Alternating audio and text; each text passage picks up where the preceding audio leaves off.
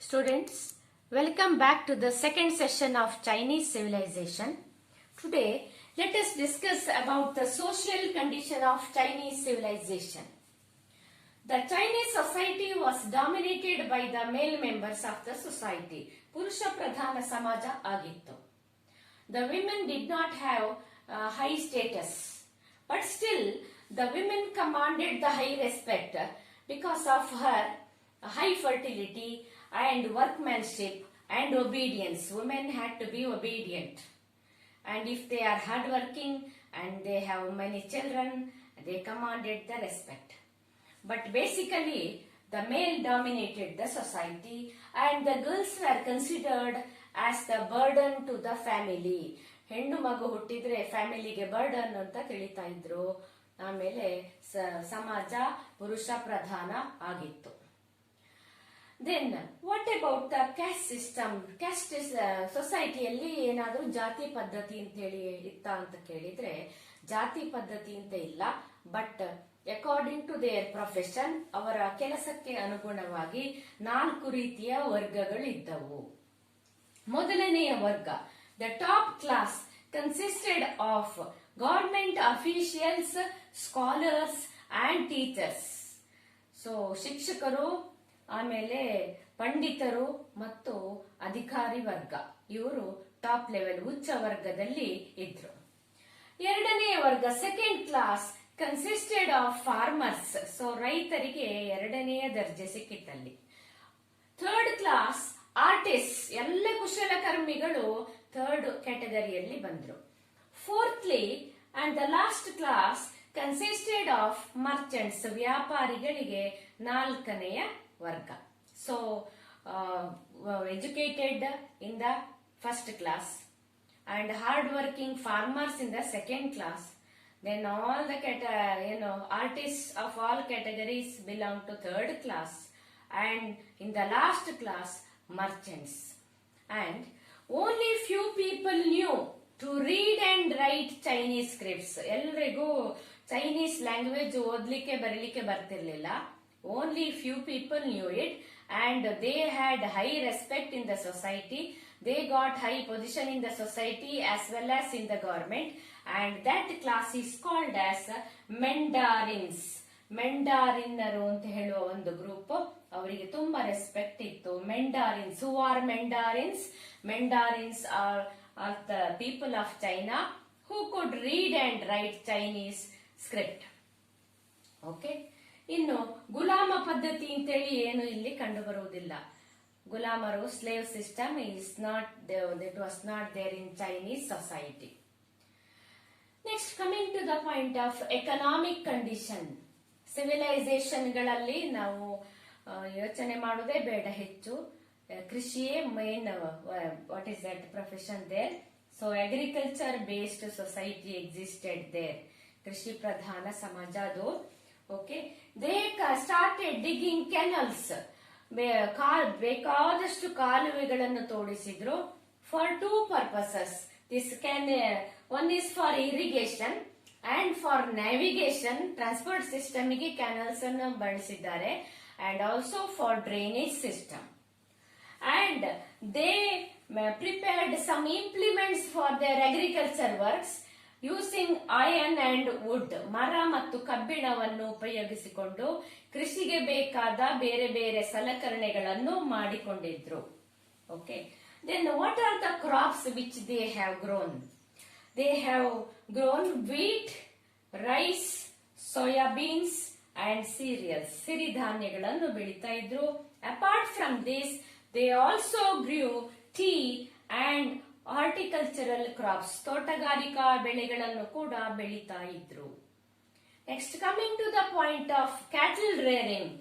They reared pigs, sheep and ಕೋಳಿಯ ಸಾಕಣೆ ಕೂಡ ಇತ್ತು. Poultry also existed there.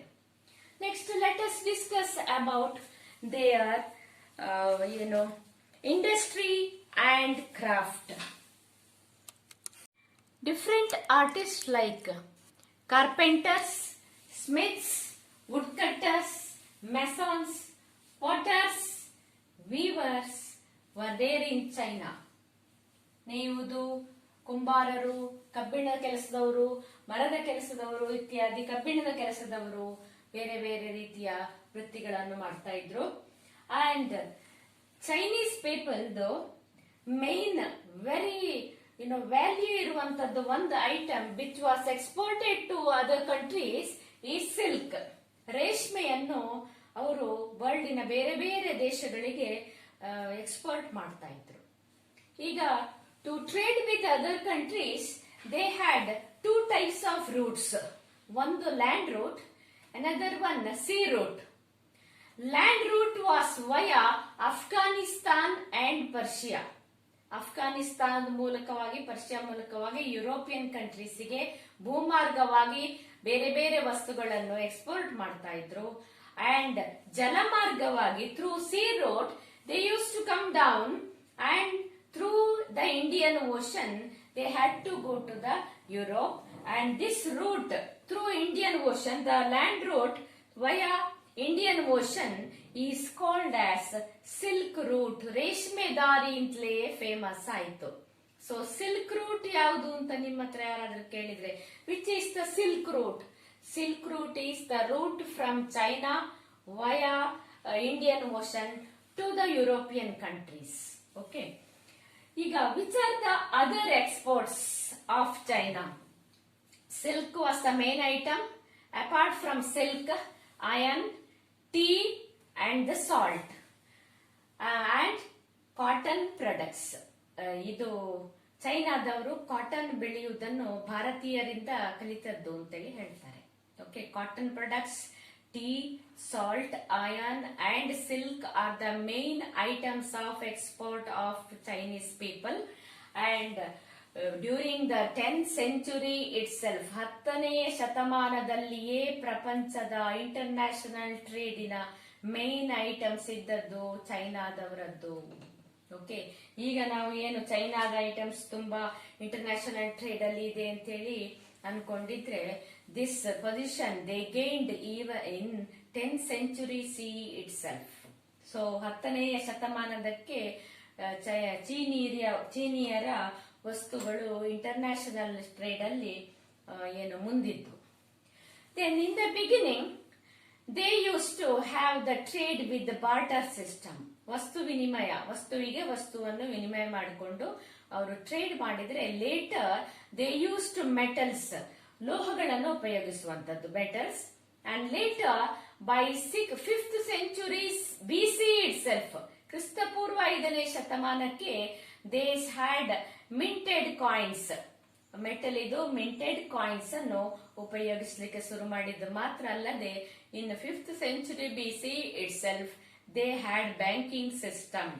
So ವ್ಯಾಪಾರಿಗಳಿಗೆ ಅದು ತುಂಬಾ ಉಪಯೋಗಕ್ಕೆ ಬಂತು. So banking system they had and the minted coin in 5th century BC itself.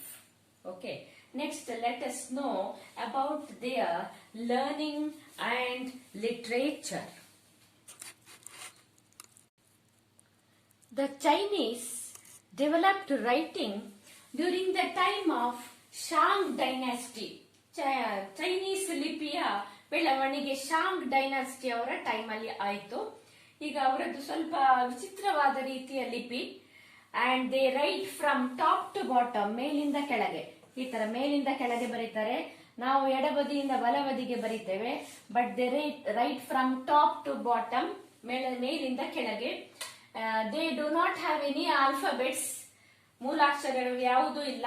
No parts of speech, all symbols. Okay, characters, ಚಿಹ್ನೆ ಅಥವಾ ಗುರುತು. They have more than 40,000 characters. ಏನು ಗುರುತುಗಳು ಎಷ್ಟು ಇದೆ ಅಂತ ಹೇಳಿದ್ರೆ, ಮೋರ್ ದನ್ 40,000 ಕ್ಯಾರೆಕ್ಟರ್ಸ್.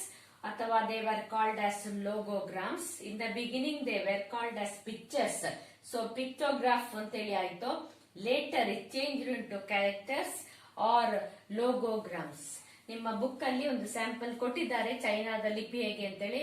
ನೀವು ನೆಟ್ ಅಲ್ಲಿ ಕೂಡ ಬೇರೆ ಬೇರೆ ರೀತಿಯಲ್ಲಿ ಕೊಟ್ಟಿರ್ಬೋದು, ಅದನ್ನು ನೋಡ್ಕೊಳ್ಬೇಕು. Okay, then this Chinese language it influenced the other languages of Asia. That is, it influenced the Japanese language, it influenced the Korean language, and also Vietnamese language. ಈ ಒಂದು ಲ್ಯಾಂಗ್ವೇಜ್ ಇದು ಮೂರು ಲ್ಯಾಂಗ್ವೇಜ್ ಇದು ಮೂಲ ಚೈನಾ ಲ್ಯಾಂಗ್ವೇಜ್ ಆಗಿರ್ತದೆ. Okay, China script. And the thing is they invented paper ಅನ್ನು first ಗೆ invent ಮಾಡಿದವರು, ಸರಿಯಾದ ರೀತಿಯ ಪೇಪರ್ ಅವರು. ಆಮೇಲೆ ಸಿಲ್ಕ್ ಅನ್ನು ಇನ್ವೆಂಟ್ ಮಾಡಿದ್ರು, ಇಂಕ್ ಅನ್ನು ಇನ್ವೆಂಟ್ ಮಾಡಿದ್ರು. ಹಾಗಾಗಿ ದ ಪ್ರೊಸೆಸ್ ಆಫ್ ರೈಟಿಂಗ್ ಅದು ಏನಾಯ್ತು, ಫಾಸ್ಟ್ ಆಯ್ತು, because of the paper, silk and ink. ಏನ್ ಬರಿತಾ ಇದ್ರು ಆ ಟೈಮಲ್ಲಿ ಅಂದ್ರೆ, they use to write the prose, they use to write poems, they use to write philosophy, they used to write history.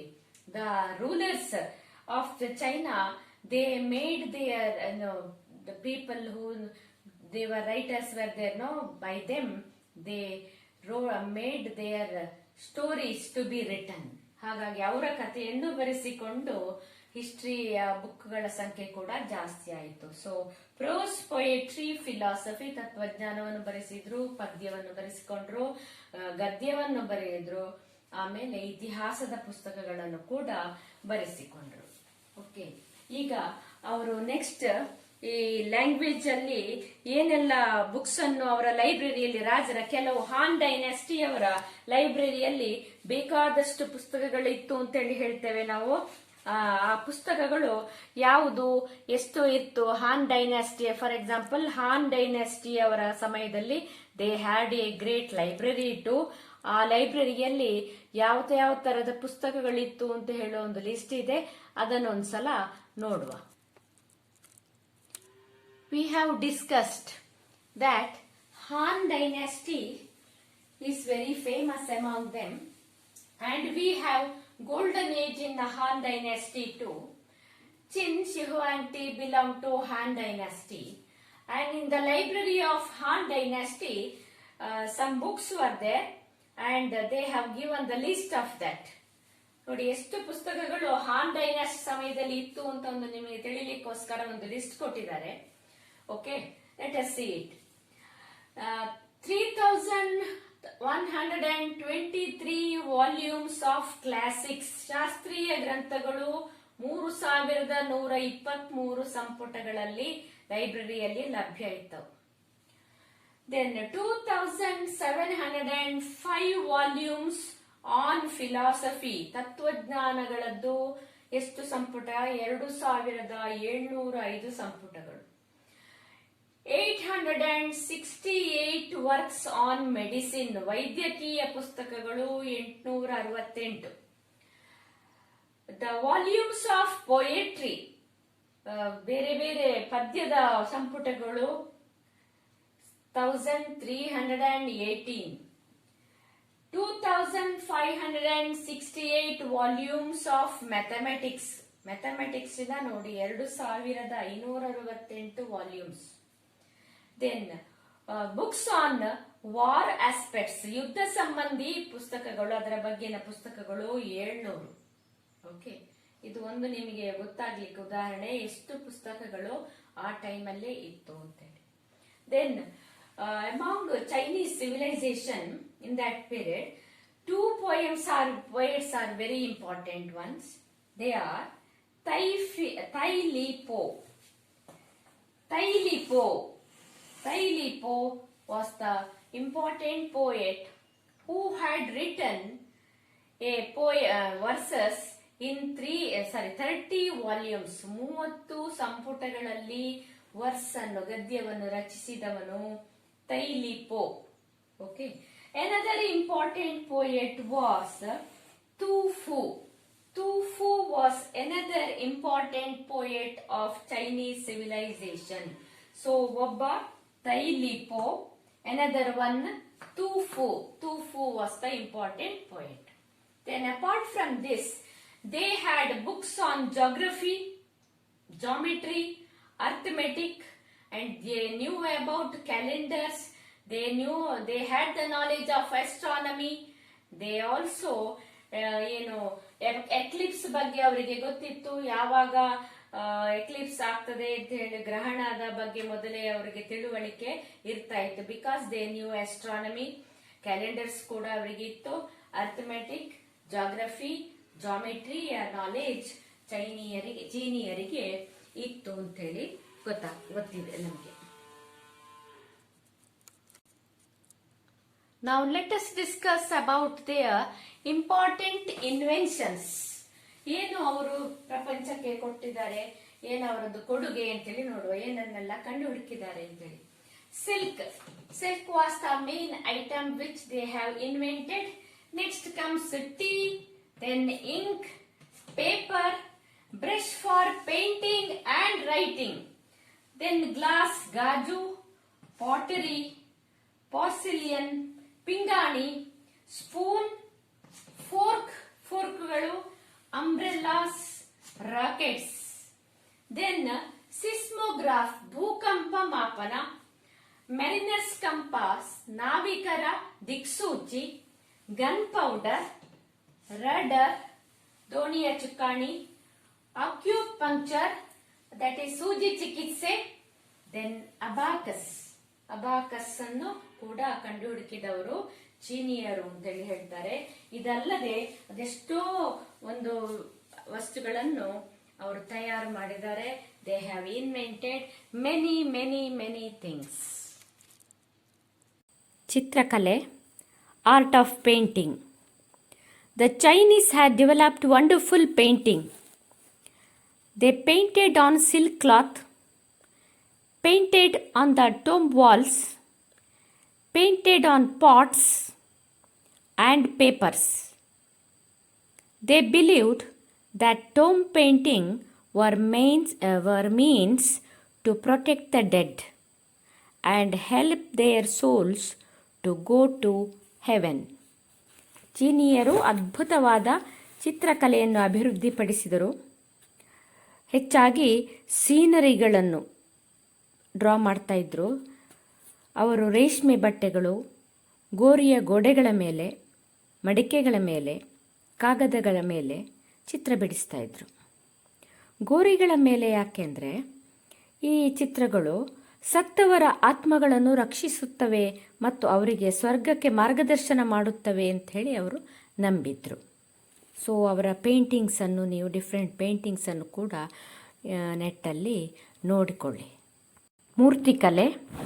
ಚೀನಿಯರು ಕಂಚಿನಲ್ಲಿ ಪ್ರಾಣಿಗಳ ಮತ್ತು ರಾಕ್ಷಸರ ಪ್ರತಿಮೆ ನಿರ್ಮಿಸುವ ಕಲೆಯನ್ನು ಅಭಿವೃದ್ಧಿಪಡಿಸಿದರು. ಈ ಕಲೆಯು ಶಾಂಗ್ ಮತ್ತು ಝೌ ವಂಶಗಳ ಕಾಲಕ್ಕೆ ಇನ್ನಷ್ಟು ಅಭಿವೃದ್ಧಿಯಾಯಿತು. ಬೌದ್ಧ ಧರ್ಮವು ಮೂರ್ತಿಕಲೆಯನ್ನು ಪ್ರಭಾವಗೊಳಿಸಿತು. ಕಲ್ಲಿನಲ್ಲಿ ನಿರ್ಮಿಸಿದ ಬೋಧಿಸತ್ವನ ಮೂರ್ತಿಗಳು ಸಾಕಷ್ಟು ಸಂಖ್ಯೆಯಲ್ಲಿ ದೊರೆಯುತ್ತವೆ. Sculpture of Chinese civilisation. They developed the art of casting bronze statues of animals and monsters. Buddhism also influenced sculpture. The statues of Bodhisattva carved in stone are found in large numbers. ಪಿಕ್ಚರಲ್ಲಿ ನೋಡಿ, ಒಂದು ಬುದ್ಧನದ್ದು ವಿಗ್ರಹ, ಒಂದು ಸಿಂಹನ ವಿಗ್ರಹ, ಇನ್ನೊಂದು ಒಂದು ಮನುಷ್ಯನ ವಿಗ್ರಹದಾಗೆ ಕಾಣ್ತದೆ, ರಾಜನ ವಿಗ್ರಹ ಆಗಿರಲೂಬಹುದು. ಸೊ ಇದು ಒಂದು ಸ್ಯಾಂಪಲ್ ಮಾತ್ರ. ನೀವು ಬೇರೆ ಕೂಡ ಚೈನೀಸ್ ಸಿವಿಲೈಸೇಷನ್ನ ಸ್ಕಲ್ಪ್ಚರ್ಗಳನ್ನು ನೋಡಿಕೊಳ್ಳಿ. ಟೆರ್ರಕೋಟಾ ಸ್ಕಲ್ಪ್ಚರ್, ಮಣ್ಣು ಹಾಗೂ ಗಾರೆಯ ಮೂರ್ತಿಗಳು ಅಂತ ವಿಶೇಷವಾದ ಒಂದು ಅವರದ್ದು ಸ್ಕಲ್ಪ್ಚರ್. ಓಕೆ, ಇದು ಚೀನಾದ ಒಂದು ಪ್ರಾಂತದಲ್ಲಿ 1974ನೇ ಇಸವಿಗೆ ಆಗುವಾಗ ಸಿಕ್ಕಿದಂಥದ್ದು. ವಿಸ್ತಾರವಾದ ಜಾಗದಲ್ಲಿ ಈ ಒಂದು ಟೆರ್ರಕೋಟಾ ಸ್ಕಲ್ಪ್ಚರ್ ಇದೆ. ತುಂಬ ಮಂದಿ ಸೋಲ್ಜರ್ಸ್, ಮಣ್ಣಿನಿಂದ ಮಾಡಿದಂತಹ ಸೋಲ್ಜರ್ಸಿನ ಒಂದು ಸ್ಕಲ್ಪ್ಚರ್. ಅದು ನೋಡಿ, ಆ ರೆಡ್ ಮಾರ್ಕ್ ಮಾಡಿದ ಜಾಗದಲ್ಲಿ, ಚೀನಾದ ಆ ಜಾಗದಲ್ಲಿ ನಮಗೆ ಸಿಕ್ಕಿದಂಥದ್ದು. ಮೊದಲನೆಯ ಕಿನ್ ದೊರೆಯ ಗೋರಿಯಲ್ಲಿ ಜೋಡಿಸಿಡಲಾಗಿದೆ ಈ ಒಂದು ಟೆರ್ರಕೋಟಾ ಆರ್ಮಿಯನ್ನು. ಸಾಲು ಸಾಲಾಗಿ ನಿಂತಹ ಸೈನಿಕರು, ಸುಮಾರು 8,000 ಗಾರೆ ಮೂರ್ತಿಗಳ ಸೈನ್ಯವು ಮನುಷ್ಯರು ಮತ್ತು ಕುದುರೆಗಳ ಮೂರ್ತಿಗಳ ಜೀವಂತ ಆಕೃತಿಯ ಹಾಗೆ ಕಾಣ್ತದಲ್ಲಿ. ಬಹಳ ಆಕರ್ಷಕವಾದ ಈ ಒಂದು ಟೆರ್ರಕೋಟಾ ಸ್ಕಲ್ಪ್ಚರ್, ಅದು ಒಂದು ಟೂರಿಸ್ಟ್ ಪ್ಲೇಸ್ ಆಗಿ ಪರಿಣಮಿಸಿದೆ ಈಗ. Okay, the terracotta army assembled in the tomb of the first Qin emperor.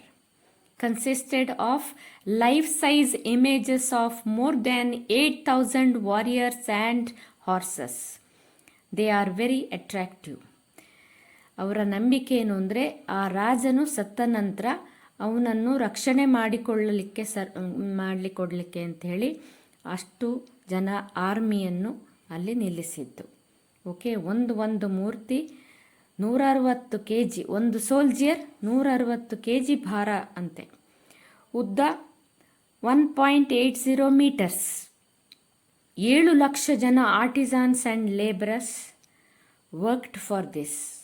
So ದೊಡ್ಡ ಒಂದು ವಾಸ್ಟ್ ಏರಿಯಾದಲ್ಲಿ ಒಂದೊಂದು ಏನು ಅದಕ್ಕೆ ಆರ್ಮಿಯನ್ನು ಸೋಲ್ಜಿಯರ್ಸನ್ನು ಸಾಲಾಗಿ ನಿಲ್ಲಿಸಲಿಕ್ಕೆ ಈಗ ನಿಮಗೆ ಕಾಣಿಸ್ತಾ ಇರುವುದು ಅದರ ಒಂದು ಭಾಗ ಮಾತ್ರ. ಇಂಥದ್ದು ಹಲವಾರು ಜಾಗದಲ್ಲಿ ಸಾಲಾಗಿ ನಿಲ್ಲಿಸಿದಂತಹ ಒಂದು ಟೆರ್ರಕೋಟಾ ಆರ್ಮಿ. ಯು ಇಮ್ಯಾಜಿನ್ 8,000 ಜನ ವಾರಿಯರ್ಸ್ ಮತ್ತು ಹಾರ್ಸಸ್, ಇನ್ನೂ ಇವರ ಜೊತೆಗೆ ಏನು ಸಹಾಯಕ್ಕೆ ಬೇರೆ ಬೇರೆ ಜನರು ಇದ್ದಾರೆ, ಅವರನ್ನೆಲ್ಲ ನಿಲ್ಲಿಸಿದಂತಹ ಒಂದು ವ್ಯವಸ್ಥೆ ಇದು. ತುಂಬ ಸಮಯ ಗೊತ್ತಿರಲಿಲ್ಲ. 1974ನೇ ಇಸವಿಯಲ್ಲಿ ಇತ್ತೀಚೆಗೆ ಯಾರೋ ರೈತರು ಏನೋ ಒಕ್ಕುತ್ತಾ ಇರುವ ಸಂದರ್ಭದಲ್ಲಿ ಅವರಿಗೆ ಸಿಕ್ಕಿ ಆಮೇಲೆ exhibition was done over there and this terracotta sculpture found out. Observe in the first map that the red marked area was under Han Dynasty. Okay, the background of present China is in black mark. So Han dynasty ಟೈಮಲ್ಲಿ ಈಗಿನ ಚೈನಾದಷ್ಟು ದೊಡ್ಡ ಇರಲಿಲ್ಲ China, red ಮಾರ್ಕಿನ area ಮಾತ್ರ. So ಆ ಏರಿಯಾದಲ್ಲಿ to safeguard protect his country from the invention of Mongols, he constructed, Qin Shi Huangdi constructed a wall. So that wall full ಚೈನಾಕ್ಕೆ ಇಲ್ಲಿ ಇಲ್ಲ ನೋಡಿ. In the second map you can observe red marked area is the area where the great wall of China is constructed. So ಒಂದು ತುದಿ ಚೈನಾದಿಂದ ಇನ್ನೊಂದು ತುದಿ ತನಕ ಇಲ್ಲ. ಆಗಿನ ಚೈನಾ ಎಷ್ಟು ಇತ್ತೋ ಆ ಸಮಯದಲ್ಲಿ ಮಂಗೋಲರ ದಾಳಿಯನ್ನು ತಪ್ಪಿಸಿಕೊಳ್ಳುವ ಸಲುವಾಗಿ ಎಷ್ಟು ಬೇಕೋ ಅಷ್ಟು ಉದ್ದಕ್ಕೆ Great wall of China was constructed. So ನೀವು ಫಸ್ಟ್ ಮ್ಯಾಪಲ್ಲಿ ನೋಡುವಂಥದ್ದು ರೆಡ್ ಮಾರ್ಕ್, ಇದು ಹಾನ್ ಡೈನಾಸ್ಟಿ ಸಮಯದಲ್ಲಿ, that is under Qin Shi Huangdi ಟೈಮಲ್ಲಿ ಇದ್ದಂತಹ ದೇಶದ size. In the second map you are observing, in the red mark it is marked how long the great wall of China has been constructed. ಚೀನಿಯರು ಮಹಾನ್ ನಿರ್ಮಾಣಕಾರರು. Chinese were massive builders. The great wall of China is one of there most impressive and ever lasting architectural ಅಕಂಪ್ಲಿಷ್ಮೆಂಟ್ಸ್. It was purely built for the utilitarian purpose, for protecting country from Mongolian invasions. Let us see now how long it is. It is 2,380 kilometers long, height 22 feet high, and broad, the agala 20 feet broad. After every 30 feet, a watchtower of 400 feet high is built. It is one of the wonders of ancient world. But it is not very popular among the Chinese because many forced laborers were used to construct it. Many people were punished and made to bury alive under this wall. Now it is surviving still because the portions of the Great Wall was rebuilt and reconstructed by later dynasties too. So it is well maintained even today. It has become a great tourist place for tourists. So the wall is still standing. Okay. The great wall of China, ಇದು ಚೀನಾದ ಮಹಾಗೋಡೆ ಅಂತ ನಾವೇನು ಹೇಳ್ತೇವೆ, ಅತ್ಯಂತ ಮಹತ್ವದ ಮತ್ತು ಶಾಶ್ವತವಾಗಿ ಉಳಿಯುವಂತಹ ಒಂದು ವಾಸ್ತುಶಿಲ್ಪ ಸಾಧನೆ ಇದು, ಚೀನಿಯರ ಸಾಧನೆ. ಇದನ್ನು ಚಂದಕ್ಕಾಗಿ ಇದನ್ನು ಕಟ್ಟಲಿಲ್ಲ ಅವರು, ಮಂಗೋಲಿಯನರ ದಾಳಿಯಿಂದ ರಕ್ಷಿಸುವ ಉಪಯುಕ್ತ ಉದ್ದೇಶಕ್ಕಾಗಿಯೇ ನಿರ್ಮಿಸಿದ್ದಾರೆ, ಉದ್ದೇಶ ಇಟ್ಕೊಳ್ಳದೆ ಕಟ್ಟಿಸಲಿಲ್ಲ. ಇದರ ಉದ್ದ 2380 ಕಿಲೋಮೀಟರ್ಸ್, ಬಹುಶಃ 4-5 ಸಲ ನಾವು ಬೆಂಗಳೂರಿಗೆ ಹೋಗಿ ಬಂದಷ್ಟು. ಎತ್ತರ 22 ಅಡಿ, 22 ಫೀಟ್ ಎತ್ತರ, ಅಗಲ 20 ಫೀಟ್. ಓಕೆ, ಎತ್ತರ 22 ಫೀಟ್, ಅಗಲ 20 ಫೀಟ್. ಪ್ರತಿ 300 ಅಡಿಗಳಿಗೊಂದು, 300 ಫೀಟ್ಗಳಿಗೊಂದರಂತೆ 400 ಫೀಟ್ ಎತ್ತರದ ವೀಕ್ಷಣಾ ಗೋಪುರವನ್ನು ನಿರ್ಮಿಸಿದ್ದಾರೆ. ನೋಡಿ, ಪಿಕ್ಚರಲ್ಲಿ ಒಂದು ವೀಕ್ಷಣಾ ಗೋಪುರ ಕಾಣ್ತಾ ಇದೆ. ನೀವು ಬೇರೆ ಬೇರೆ ಪಿಕ್ಚರ್ಸನ್ನು ನೋಡಿ ಗ್ರೇಟ್ ವಾಲ್ ಆಫ್ ಚೈನಾದಲ್ಲಿ. ಇನ್ನು ಕೆಲವುದರಲ್ಲಿ ಟೂರಿಸ್ಟ್ಗಳು ಆಚೀಚೆ ಹೋಗುವಂಥದ್ದು ಕೂಡ ತೋರಿಸಿದ್ದಾರೆ. ನಿಮ್ಮ ಟೆಕ್ಸ್ಟ್ ಬುಕ್ನಲ್ಲಿ 2-3 ವೀಕ್ಷಣಾ ಗೋಪುರಗಳು ಕಾಣಿಸ್ತವೆ ನೋಡಿ. ಮಾಮೂಲು ಅದರ ವಾಲಲ್ಲಿ ಅದರ ಎತ್ತರ ಎಷ್ಟು, 22 ಫೀಟ್. ಆದರೆ ವೀಕ್ಷಣಾ ಗೋಪುರದಲ್ಲಿ ಆಗುವಾಗ 400 ಫೀಟ್ ಎತ್ತರ. ಯಾಕೆ? ವೀಕ್ಷಣೆ ಮಾಡಲಿಕ್ಕೆ ಸೈನಿಕರು, ವೈರಿಗಳು ಬರ್ತಾ ಇದ್ದಾರಾ, ಏನಾಗ್ತಾ ಇದೆ ಅಂತೇಳಿ ದೂರದ ಒಂದು ಪ್ರದೇಶವನ್ನು ವೀಕ್ಷಣೆ ಮಾಡಲಿಕ್ಕೆ ಇರುವಂಥದ್ದು. ಪ್ರತಿ 300 ಫೀಟಿಗೊಂದು 400 ಫೀಟ್ ಎತ್ತರದ ವೀಕ್ಷಣಾ ಗೋಪುರವನ್ನು ನಿರ್ಮಿಸಿದ್ದಾರೆ. ಓಕೆ, ಖಂಡಿತವಾಗಿ ಇದು ಒಂದು ಪ್ರಾಚೀನ ವಿಶ್ವದ ಅದ್ಭುತಗಳಲ್ಲಿ ಒಂದು. ಆದರೆ ಈ ಒಂದು ಚೀನಾದ ಮಹಾಗೋಡೆ ಅಷ್ಟೊಂದು ಜನಪ್ರಿಯ ಅಲ್ಲ ಚೈನಾದಲ್ಲಿ. ಏಕೆಂದರೆ ಇದನ್ನು ನಿರ್ಮಿಸುವಾಗ ಒತ್ತಾಯದಿಂದ ಕಾರ್ಮಿಕರನ್ನೆಲ್ಲ ಬಳಸಲಾಗುತ್ತಿತ್ತಂತೆ. ಓಕೆ, ತುಂಬ ಜನರನ್ನು ಈ ಒಂದು ವಾಲಿನ ಕೆಳಗಡೆ ಜೀವಂತವಾಗಿ ಹೂತಿದ್ದಾರೆ. ಬೇರೆ ಬೇರೆ ವಿಷಯದಲ್ಲಿ, ಈಗ ಪನಿಷ್ಮೆಂಟ್ ಕೊಡಬೇಕಾದ ಸಮಯದಲ್ಲಿ ಅವರನ್ನು ಒತ್ತಾಯಪೂರ್ವಕವಾಗಿ ಇಲ್ಲಿ ದುಡಿಸುವುದು, ಕೆಲವೊಂದು ಸಲ ಕೊಲ್ಲಿಸಬೇಕಾದ ಸಮಯದಲ್ಲಿ ಜೀವಂತವಾಗಿ ಈ ಒಂದು ವಾಲಿನ ಅಡಿಯಲ್ಲಿ ಹೂಳುವಂಥದ್ದು ಬೇಕಾದಷ್ಟು ನಡೆದಿದೆಯಂತೆ. ಹಾಗಾಗಿ ಅದೊಂದು ಬೇಸರ ಚೀನಿಯರ ಮನಸ್ಸಿನಲ್ಲಿ ಇದೆ ಅಂತೇಳಿ ಹೇಳ್ತಾರೆ.